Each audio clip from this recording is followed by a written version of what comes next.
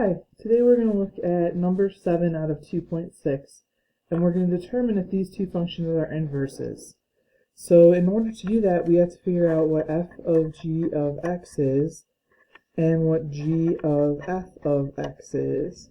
And if they are inverses, these are going to be the same, which is x.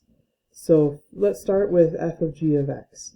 We're going to put in 7, 6, and then instead of x, we'll put in this whole function here, 6x plus 30 over 7 minus 5. Okay, I can factor out a 6 in here.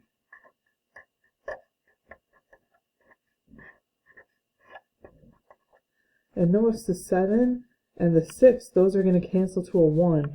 So really we just have x plus 5 minus 5, which is just x. Right, so the first direction seems to work. Let's look at the next direction here. Let's go ahead and draw a little line.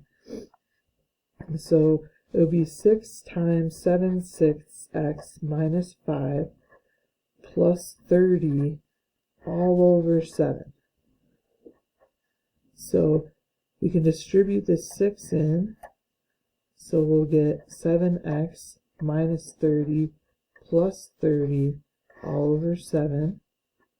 The 30's cancel, so we get 7x over 7, which is just x.